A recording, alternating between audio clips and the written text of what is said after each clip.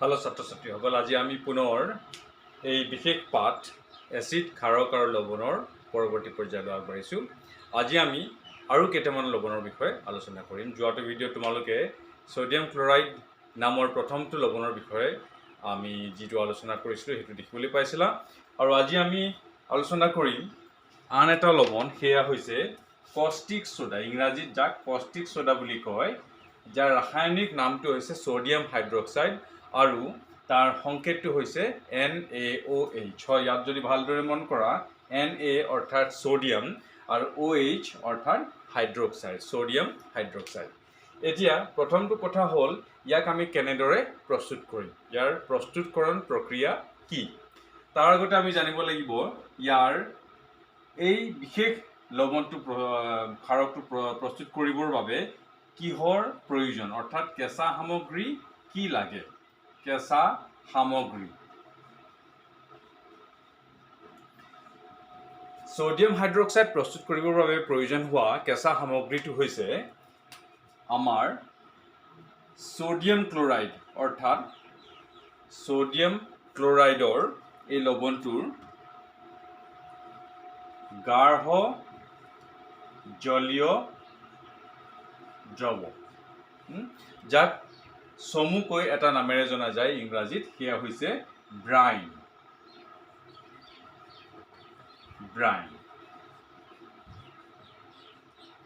ব্ৰাইন বুলি ক'লে মানে আমাৰ মনলৈ আহিব লাগে সোডিয়াম ক্লোৰাইড লৱণৰ গাঢ় জলীয় দ্ৰৱ। এতিয়া এই গাঢ় জলীয় দ্ৰৱ বুলি কোৱাৰ লগে লগে আমাৰ মনত বৰ খোকোজা লাগি যায়, কিনো। এতিয়া ইয়াক প্ৰস্তুত কৰিবলৈ খুবেই সহজ। তুমি এগিলাচ পানী লোৱা, তাত 4 চামুচমান নিমখ, খোৱা নিমখ মিহলাই লোৱা, খুবেই চোকা হ'ব নিমখ পানীটো। সেই নিমখ পানীয়ে হৈছে যিটো সোডিয়াম ক্লোৰাইডৰ গাঢ় জলীয় দ্ৰৱ, সেয়া হৈছে ব্ৰাইন।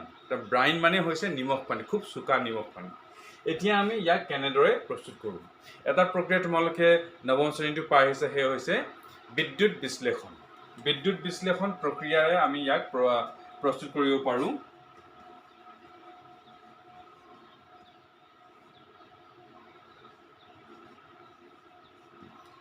বিদ্যুৎ বিশ্লেষণত আমাৰ কি হয়, আমি এটা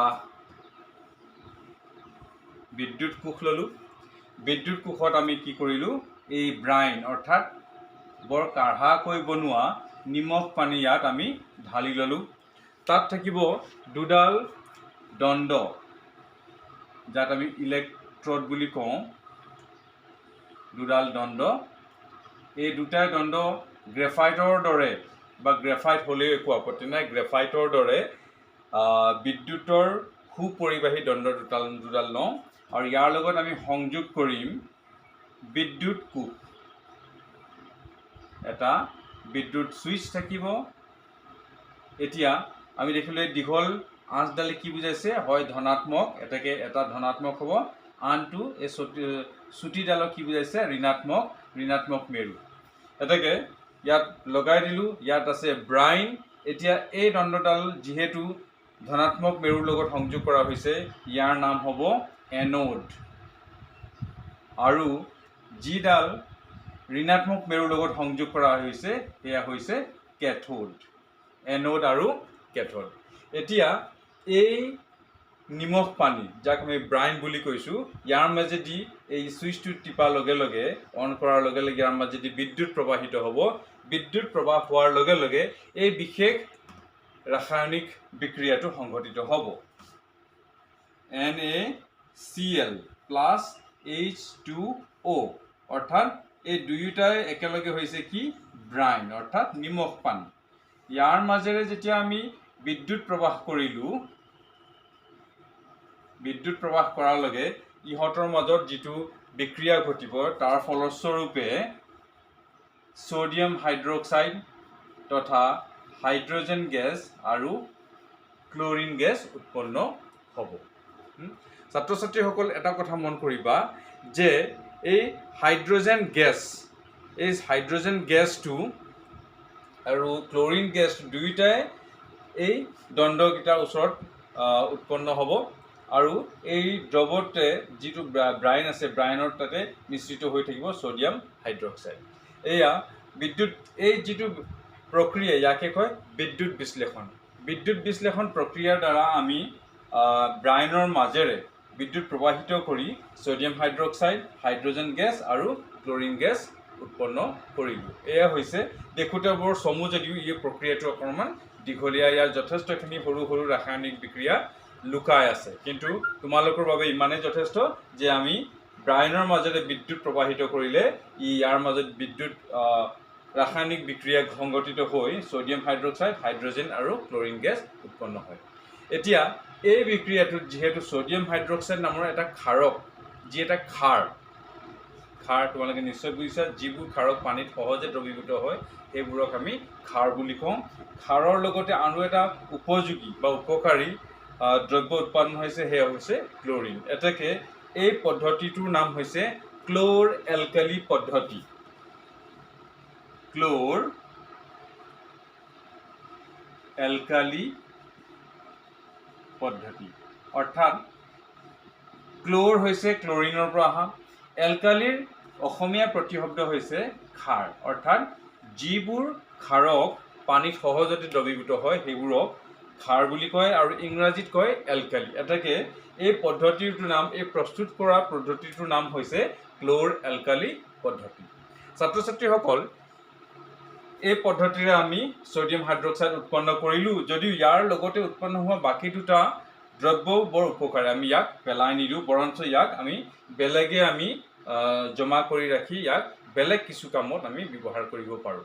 এতেকে ইয়াত আমি প্ৰথমতে আলোচনা কৰিম ছ'ডিয়াম হাইড্ৰক্সাইডৰ ব্যৱহাৰসমূহ, লগতে হাইড্ৰজেনৰ ব্যৱহাৰসমূহ, লগতে ক্লৰিনৰ ব্যৱহাৰসমূহ। এই তিনিটাৰে আমি ব্যৱহাৰসমূহ আলোচনা কৰিম। প্ৰথমতে আহোঁ আমি ছ'ডিয়াম হাইড্ৰক্সাইডৰ ব্যৱহাৰসমূহৰ বিষয়ে।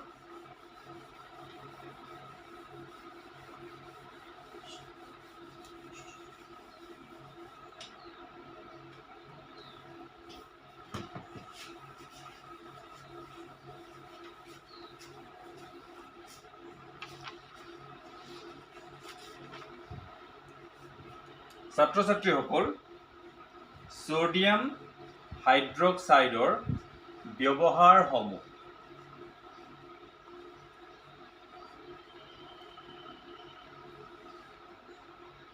প্ৰথম ব্যৱহাৰ, এই ক্ষাৰ বা ক্ষাৰকটোৱে বিভিন্ন কামত প্ৰয়োজন হয়। প্ৰথমটো হৈছে ইয়াক চাবোন আৰু অপমাৰ্জক প্ৰস্তুত কৰিবলৈ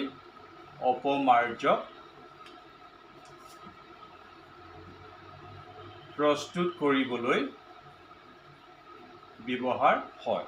চাবোন তোমালোকে সদায় ব্যৱহাৰ কৰি থকা চাবোন। অপমাৰ্জক কি? যিসমূহ পাউডাৰ, ধৰা চাৰ্ফৰ পাউডাৰ বা চাবোন, এই বিভিন্ন যিবোৰ ইংৰাজীত ইয়াক কয় ডিটাৰজেণ্ট, আনকি শ্বেম্পুটো আছে ডিটাৰজেণ্ট। এই ডিটাৰজেণ্টৰ অসমীয়া প্ৰতিশব্দটোৱে হৈছে অপমাৰ্জক, অৰ্থাৎ চাবোন আৰু অপমাৰ্জক প্ৰস্তুত কৰিবলৈ এই ক্ষাৰকবিধৰ প্ৰয়োজন হয়। দ্বিতীয়টো হৈছে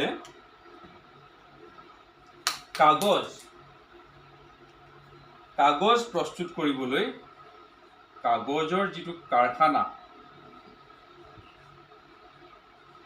কাগজৰ কল, তাত কাগজ প্ৰস্তুত কৰিবলৈ ইয়াৰ ব্যৱহাৰ হয়। তৃতীয়টো হৈছে তোমালোকে দেখিবা ধাতুৰ যিবিলাক পাত আছে, যেনে ধৰা আমাৰ ষ্টীলৰ বা হওক, কাঁহৰ বা লো হওক বা এলুমিনিয়াম হওক, তাত কেতিয়াবা গ্ৰীজ বোলা বস্তুটো লাগি ধৰে। গ্ৰীজ তোমালোকে নিশ্চয় মন কৰিছা, চাইকেলত গ্ৰীজ লগাওঁ। এইবিলাক হৈছে পিছলক পদাৰ্থ, যি পিছল কৰি ৰাখে যন্ত্ৰপাতিবোৰ আৰু চলাত সহায়ক হয়। এই গ্ৰীজ বোলা বস্তুটো যেতিয়া আমি এই ধাতুৰ পাতবোৰত লাগি ধৰে, তাক আঁতৰাবলৈ খুবেই মুস্কিল। এতেকে কিন্তু তোমালোকৰ লগত যদি ছ'ডিয়াম হাইড্ৰক্সাইড আছে, সেই ছ'ডিয়াম হাইড্ৰক্সাইড তাত কেইটোপালমান দিয়াৰ লগে লগে, কাপোৰ এখনে মোহাৰি দিয়াৰ লগে লগে ই আঁতৰি যাব। এতেকে ধাতুবোৰৰ পৰা গ্ৰীজ আঁতৰাবলৈ ইয়াৰ ব্যৱহাৰ হয়।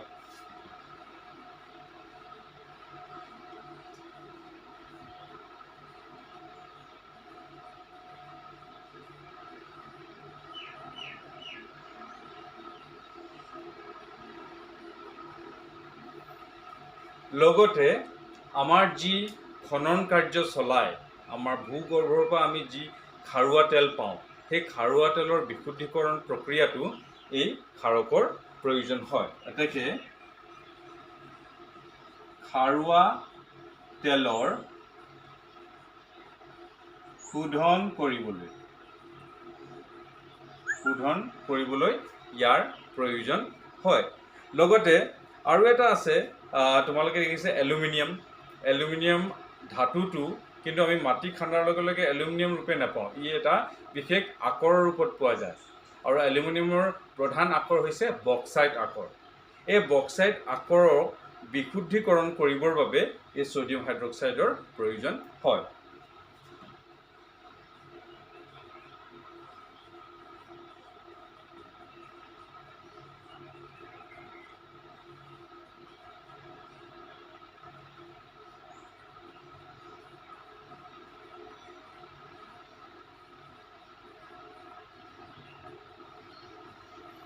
এটাকে বক্সাইট আকৰ বিশুদ্ধিকৰণ কৰিবলৈ ইয়াৰ ব্যৱহাৰ হয় আৰু এটা জানি তোমালোকে আচৰিত হ'বা বিশ্বৰ প্ৰথমটো কৃত্ৰিম আঁহ কি আছিল ৰেয়ন হয় ৰেয়ন প্ৰস্তুত কৰিবলৈ ইয়াৰ ব্যৱহাৰ হয় কৃত্ৰিম আঁহ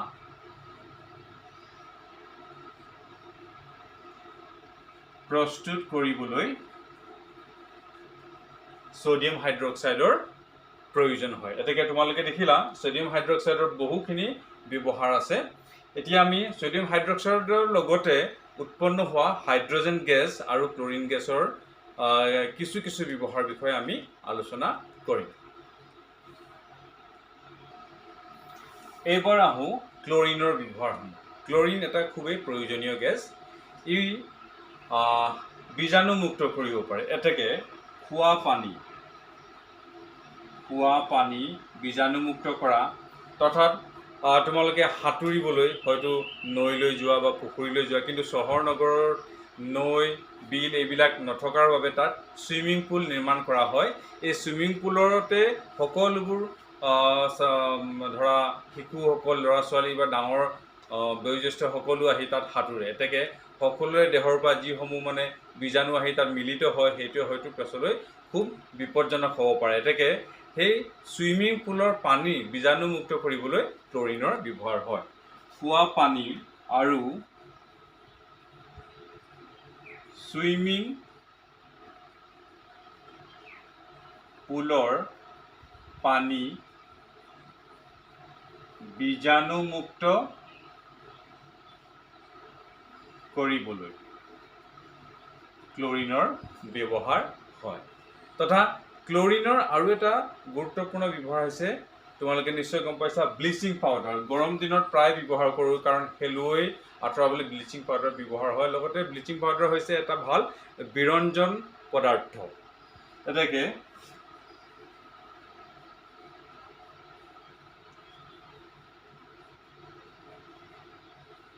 ব্লিচিং পাউডাৰ লগতে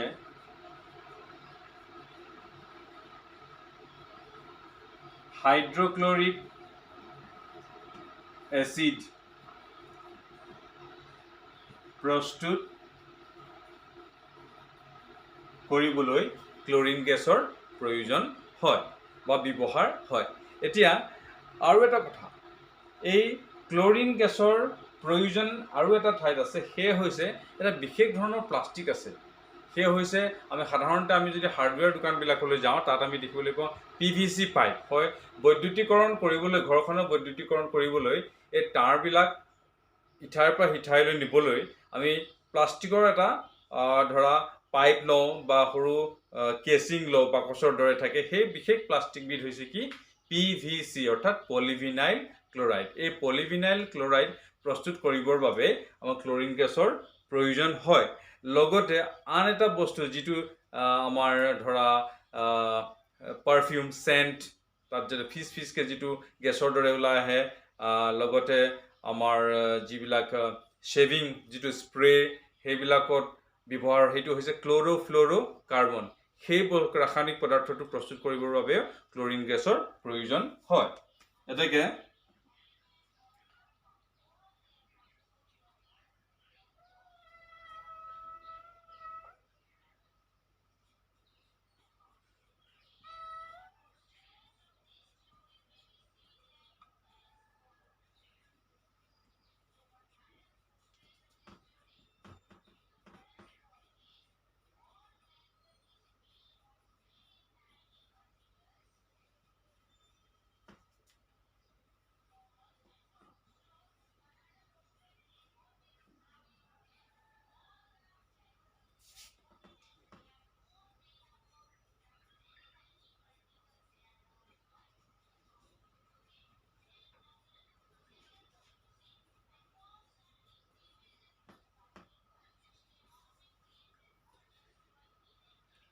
এতিয়া ক্ল'ৰ'ফ্ল'ৰ'কাৰ্বন প্ৰস্তুত কৰিবলৈ তথা পলিভিনাইল ক্লৰাইড অৰ্থাৎ PVC নামৰ প্লাষ্টিক প্ৰস্তুত কৰিবলৈ ক্লৰিনৰ প্ৰয়োজন হয়।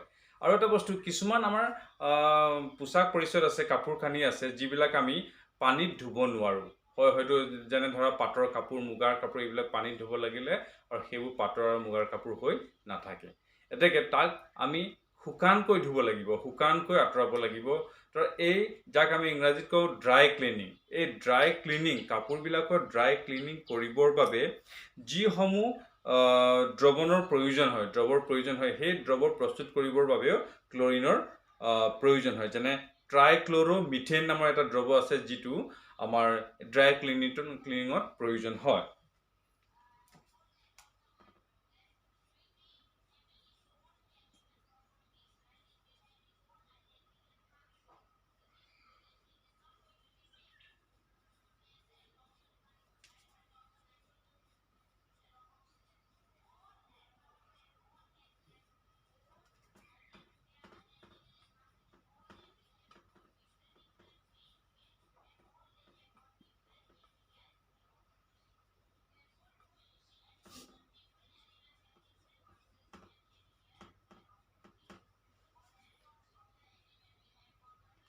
এতেকে ছাত্ৰ ছাত্ৰীসকল তোমালোকে এতিয়া দেখিবলৈ পালা ক্লৰিনৰ ব্যৱহাৰসমূহ। এতেকে ব্লিচিং পাউডাৰৰ লগতে হাইড্ৰক্লৰিক এচিড প্ৰস্তুত কৰিবলৈ ব্যৱহাৰ হয়, খোৱা পানী আৰু ছুইমিং পুলৰ পানী বীজাণুমুক্ত কৰিবলৈ ব্যৱহাৰ হয়, তথা পলিভিনাইল ক্লৰাইড PVC নামৰ প্লাষ্টিক তথা ক্ল'ৰ'ফ্ল'ৰ'কাৰ্বন নামৰ ৰাসায়নিক পদাৰ্থবিধ প্ৰস্তুত কৰিবলৈ ইয়াৰ ব্যৱহাৰ হয়। ড্ৰাই ক্লিনিঙৰ বাবে প্ৰয়োজন হোৱা যিটো দ্ৰৱ সেই দ্ৰৱসমূহ প্ৰস্তুত কৰিবলৈ ইয়াৰ প্ৰয়োজন হয়।